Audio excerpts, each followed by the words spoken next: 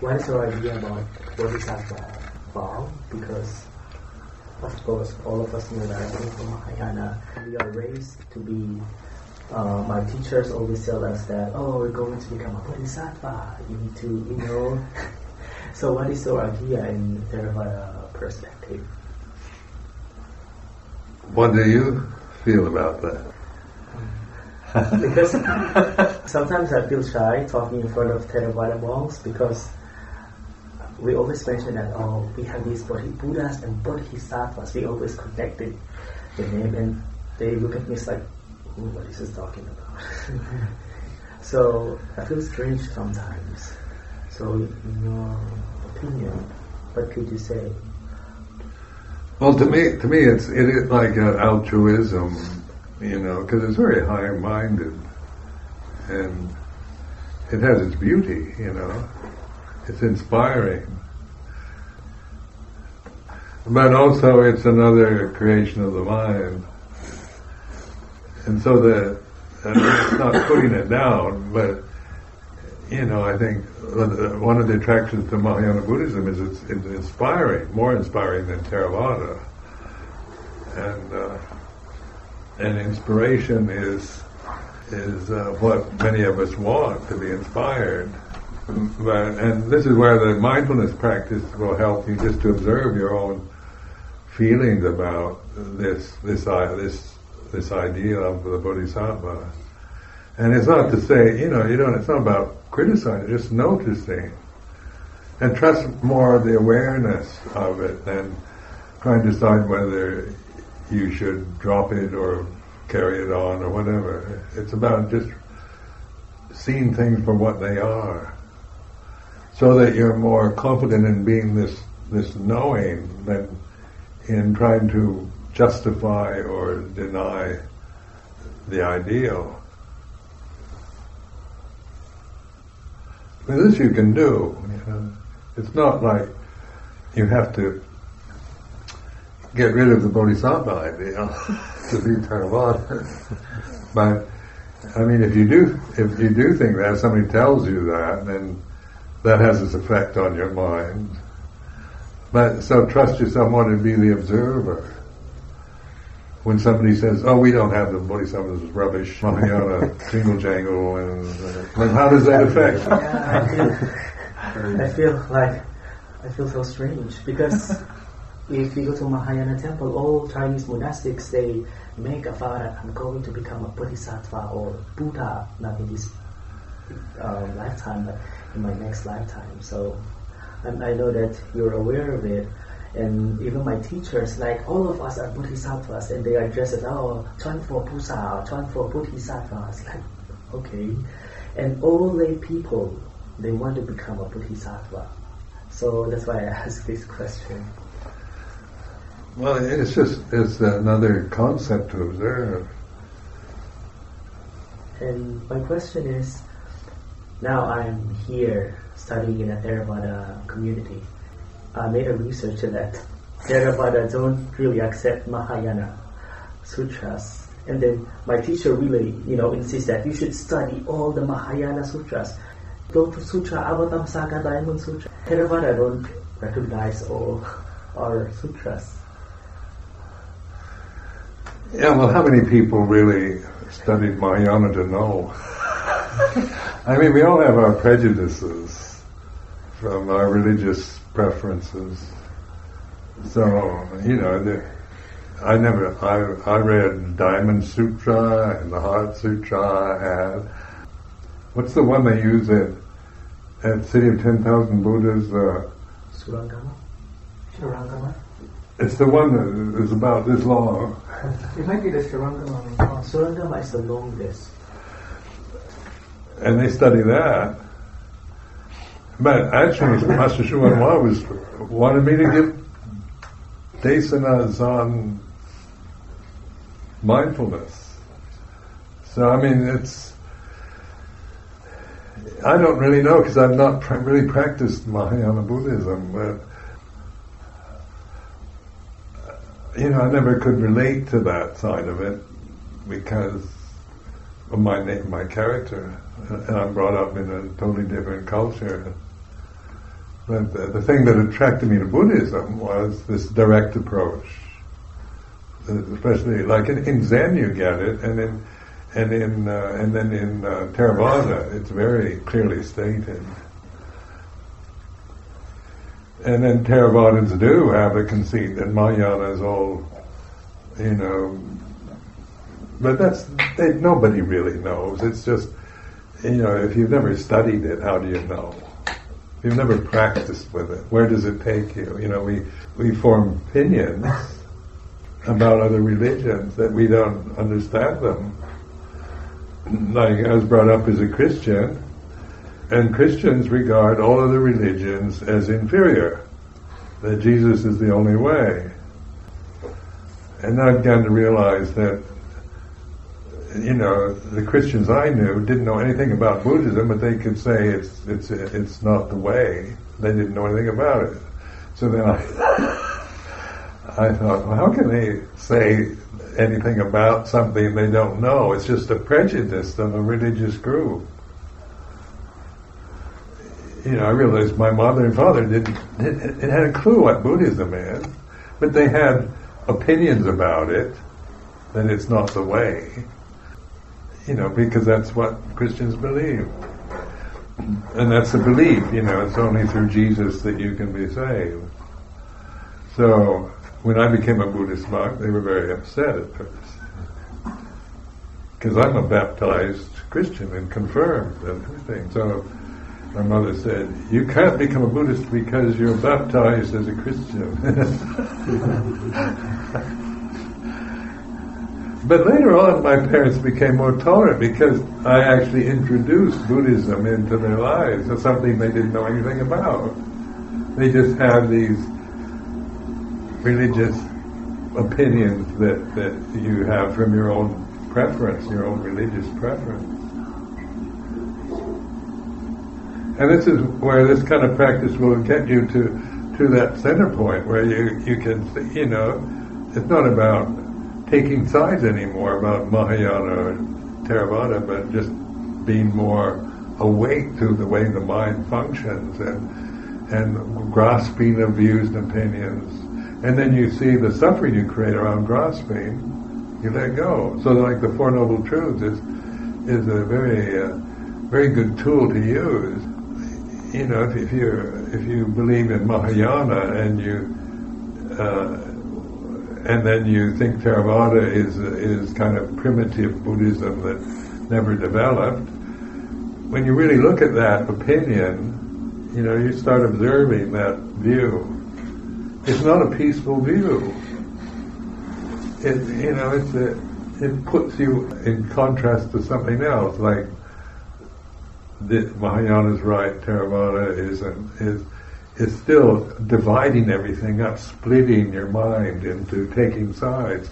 Where with mindfulness, you're actually in a unicity, in the universal wisdom, rather than in intellectual or conditioned preference.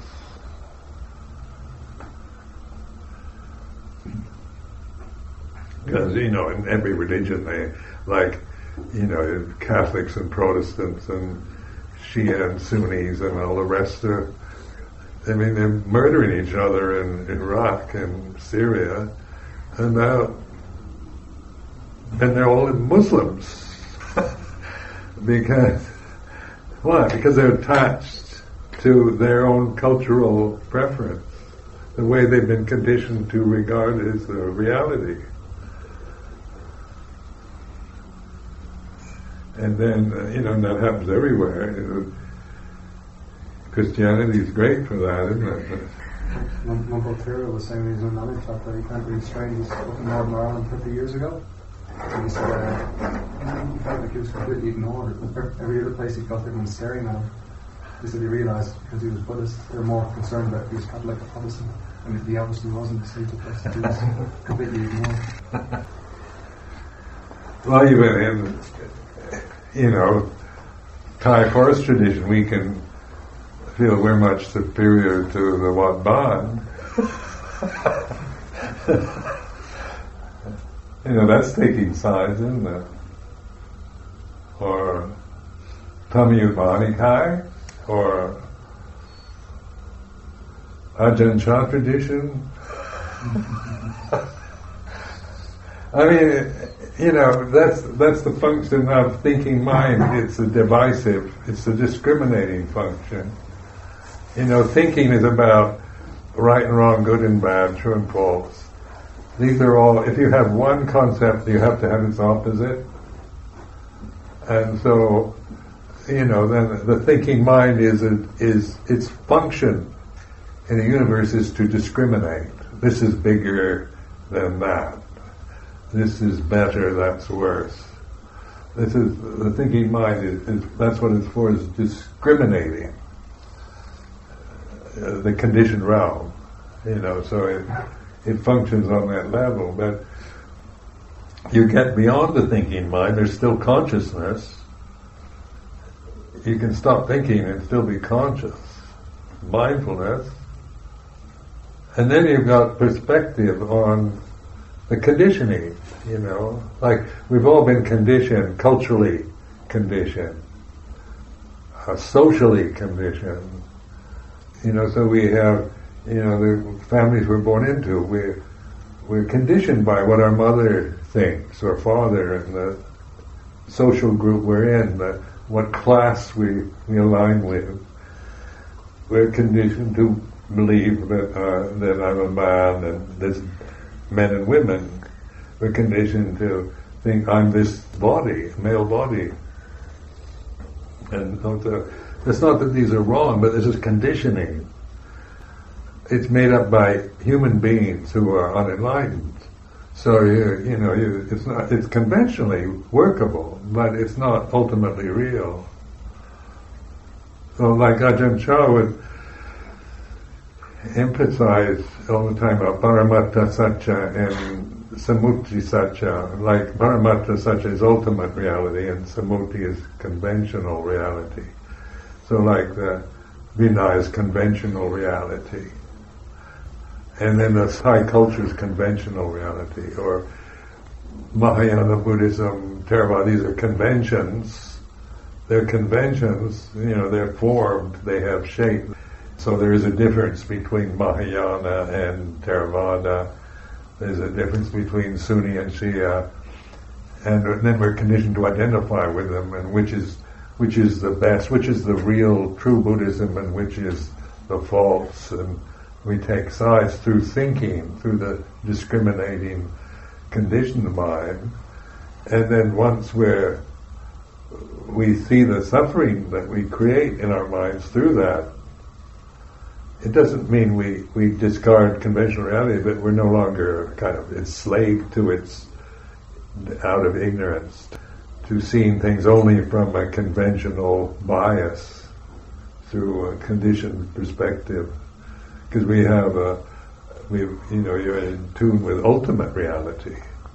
You've gone through the gate of the deathless. So Amatassa Tawara, the door to the deathless. And they talk about the deathless. Like Mara is about death. The word Mara in Pali is the word for death. And then Amatassa Amarovati, the deathless. Now, you can't conceive deathlessness. You have the concept, but you can't imagine it. Never dying.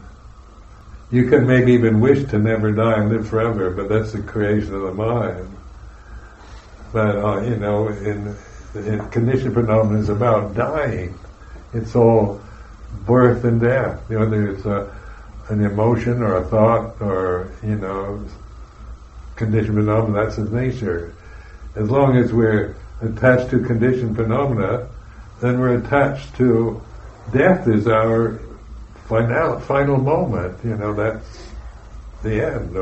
And then we have hopes that they'll go to heaven or become a Bodhisatva or be reincarnated as a Buddha or whatever.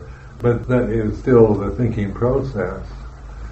And so the Buddha established this teaching on something that is very recognizable in the present, like suffering, to save us from trying to get caught up in our minds about the nature of life, the meaning of life, what happens when you die, and all the rest of it.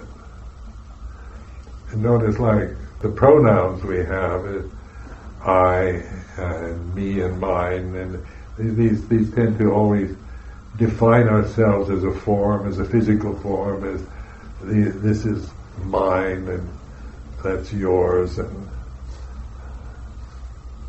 I'm an American, you're Filipino. This kind of thing is like these are conventional, workable realities, but they're not ultimately true. You see, if people really observe this, a lot of the, like war and all this economic, the obsession with materialism and trying to make money and free market capitalism, where you're constantly trying to make people discontented and greedy. Advertisements are set up to make you greedy for something. And so our culture is based on this need to make us very greedy for everything. It all looks good, and this year's model is, improvement on last year's. And so this appeals, it's based on what is better, and it's modern, and it's progressive. These words, that's how they affect your mind. That you can know. But the society we live in is like this. Capitalism is like this. It's not a judgment. It's just a willingness to open to this concept and the kind of attitudes of the present age that are promoted through the society. Not that we have to make judgments, but we can see how they affect us. Like if you get caught up in those ideals, then you'll never be content. And then the seminal life is about being content with very little. So and even in the Sangha it works, that monk has a cell phone and makes me, I want one. And so this is, I've been envious of other, when stainless steel alms bowls came into being, I remember I wanted one. My alms bowl was actually good enough, but it created this desire, because stainless steel wouldn't rust. And so even, this greed is aroused even through, the envy of some other monk. But at least you can use it as awareness. See, it's not you're taking the personal feeling of it by observing it.